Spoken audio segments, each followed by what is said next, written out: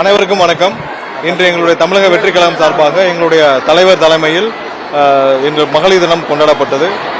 இந்த மகளிர் தினத்தை ஒட்டி எங்களுடைய தலைவர் இன்று 11 அறிவிப்புகளை இன்று அறிவித்துள்ளார். எங்களுடைய தேர்தல் வாக்குறுதிகள் பெண்களின் பாதுகாப்பு, பெண்களின் வாழ்க்கை உயர்த்துவதற்காக மாதம் 2500 ரூபாய், பெண்களுக்கு ஒவ்வொரு குடும்பத்திற்கும் 6 சிலிண்டர்கள், பெண்களின் கல்விக்காக இவ்வாறு 11 அறிவிப்புகளை இன்று எங்களுடைய தலைவர் அறிவித்திருக்கிறார். இலவச பஸ் பயணம் தமிழகம் முழுவதும் பெண்கள் மேற்கொள்ள, ஏன்னா தற்போது பிங்க் பஸ்கள் சொல்லிட்டு எல்லாரும் பேருந்துகளாக காத்திருக்கக்கூடிய சூழ்நிலை இருக்கு. இது போன்று ஒவ்வொரு வகையிலும் பெண்கள் எவ்வாறு இந்த ஒவ்வொரு இடத்துலையும் கஷ்டப்படுறாங்களோ அது எல்லாத்தையும் அறிந்து பல நிபுணர்களுடன் ஆராய்ந்து இன்று 11 அறிவிப்புகளை வெளியிட்டிருக்கிறார். இன்னும் வருகாலத்தில் ஒவ்வொரு காலகட்டத்திலும் எங்களுடைய தேர்தல் வாக்குறுதிகளை எங்களுடைய தலைவர் அனைத்தையும் இறுதி செய்த பின்னர் அறிவிப்பார். கண்டிப்பாக இது பெண்களுக்கு மிகப்பெரிய அளவில் அவங்களுடைய வாழ்க்கை தரத்தை உயர்த்துவதற்கும், ஏன்னா தொழில் செய்யும் பெண்களுக்கு 5 லட்சம் ரூபாய் அறிவிக்கப்பட்டுள்ளது. ஏன்னா இன்னைக்கு பெண்கள் ஒவ்வொருத்தரும் கந்து வட்டி கஷ்டத்திலையும் ஒவ்வொரு இடத்துல வட்டிக்கு வாங்கி எவ்வளவு கஷ்டப்படுறாங்க. தமிழகம் முழுவதும் இன்றைக்கு சுய உதவி குழுவில் இருக்கும் பெண்கள் தங்களுக்கு கிடைக்கக்கூடிய லோன்கள் சரியாக கிடைக்கிறதில்ல. ஸோ வாழ்க்கை தரத்தை உயர்த்துவதற்கும் 5 லட்சம் ரூபாய் உட்பட 11 அறிவிப்புகள் வெளியிடப்பட்டிருக்கு. இனி வர்ற காலத்தில் ஒவ்வொரு தரப்பினருக்கும் சார்ந்த அறிவிப்புகளை எங்களுடைய தலைவர் இறுதி செய்த பின்னர் எங்களுடைய தலைவர் வெளியிடுவார்.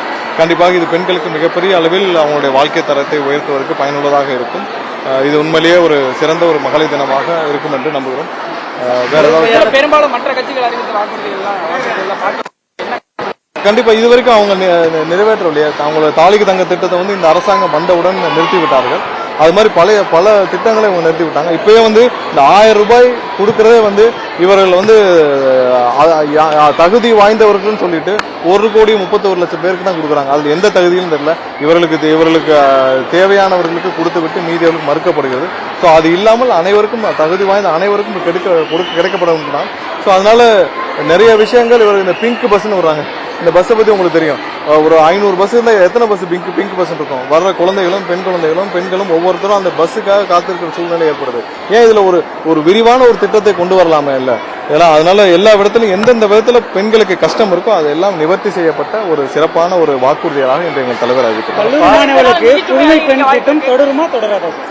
இல்ல, இப்ப எங்களுடைய தலைவர் அறிவிச்ச அனைத்து திட்டங்களும் முக்கால்வாசியான திட்டங்கள் இப்ப நீங்க பேபி கிட் இருக்கு, எங்கேயுமே கொடுக்கப்படல. அதுல அவ்வளவு ஊழல்கள் இருக்கு. பாதி இடத்துல டெண்டர் கேன்சல் பண்ணப்பட்டிருக்கு, பாதி இடத்துல கொடுக்கப்படவே இல்லை. இவர்கள் எந்த திட்டத்தையும் முழுமையாக செயல்படுத்தவில்லை. அது இப்ப இந்த சானிடரி நாப்கின் எங்க கொடுக்குறாங்க? நீங்க ஒரு இடத்துல சொல்லுங்க. பெண்களுக்கான சானிடரி நாப்கின் எங்க கொடுக்குறாங்க? ஏதாவது ஒரு இடத்துல சொல்லுங்க, எங்க போய் கிடைக்கும்? இப்ப நீங்க திடீர்னு கேட்டீங்கன்னா எங்க சானிடரி நாப்கின் கிடைக்கும் பெண்களுக்கு? இப்ப திடீர்னு எங்க போய் கிடைக்கும்? எங்கேயுமே கிடைக்கும். இப்ப கிராமத்தில் இருக்கிற ஒரு கவர்மெண்ட் ஸ்கூல் இருக்கிற குழந்தைகளுக்கு எப்படி கிடைக்கும்? சோ இவர்கள் திட்டத்தை பேரளவுக்கு வைத்திருக்காங்க, எதுவும் நிறைவேற்றப்படவில்லை. அதுக்கு விலாவரியான எந்த திட்டம் செயல்படுத்தவில்லை. இல்ல இவங்க செயல்படுத்திட்டு அதெல்லாம் கமிஷனா போதான்னு தெரியல. சானிடரி நாப்கின் டெண்டரை மட்டும் பாஸ் பண்ணிட்டு இல்ல அந்த டெண்டர்ல வர பைசா எல்லாம் வேற எங்கேயாவது போதான்னு தெரியல. ஏன்னா பேபி கிட்ட அப்படிதான். அந்த பேபி கிட்ல பல முறைகேடுகள் ஏற்கனவே பல இடத்துல எக்ஸ்போஸ் ஆகி டிவிஎஸ்ல கேஸே ஃபைல் ஆயிருக்கு. சோ அதனால எந்த திட்டமும் இவர்கள் பேரளவுக்கு தான் வச்சிருக்காங்க. இல்லாட்டி இவங்க கமிஷன் அடிக்கிறதுக்கு வச்சிருப்பாங்களே தவிர்த்து, எங்கள் தலைவர் அதான் எங்களுடைய தலைவர் உரையிலே சொல்லியிருந்தார், 30% திரு ஸ்டாலின் அவருடைய கமிஷனாக கிடைக்கும். இந்த அரசுக்கு கமிஷனாக கொடுக்கப்படும் அந்த தொகை நிறுத்தப்பட்டாலே எல்லா திட்டங்களும் சிறப்பாக மக்களுக்கு செயல்படுத்த முடியும் தான் எங்களுடைய தலைவர் இறுதியாக சொல்லி முடித்தார். கண்டிப்பாக இது மக்களுக்கான அரசாக எங்களுடைய தலைவரின் அரசு இருக்கும். வருகிற 2026 தேர்தலில் இது மிகப்பெரிய அளவில் எதிரொலிக்கும் என்று நம்புகிறேன். இல்ல, 30% கமிஷனாக மட்டுமே போயிட்டு இருக்குன்னு தான் சொல்றோம். அந்த அரசுல இருக்கிற பட்ஜெட்ல 30% கமிஷனா இருக்கு. இப்ப இருக்கிற இடியில என்ன அமைச்சிருக்காங்க, திரு நேரு அவர்களுக்கு அமைச்சதுல நீங்க லிஸ்ட்லயே பாத்துருப்பீங்க. எல்லாத்துக்கும் எவ்வளவு கமிஷன் தொகையோடு சேர்த்து அமைச்சிருக்காங்க. அந்த ஆர்டிஃபேக்ட்ஸ்ல அவங்க அமைச்சதுல ஆர்டிஃபேக்ட்ஸ்ல எல்லாம் கொடுத்திருக்காங்க. யார் ஸ்கிரீன்ஷாட்டோட கொடுத்திருக்காங்க. 30% 40% கமிஷனா போயிட்டு இருக்கு.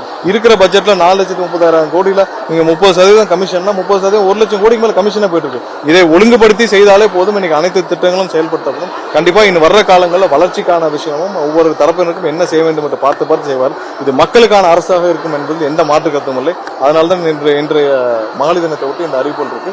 கண்டிப்பா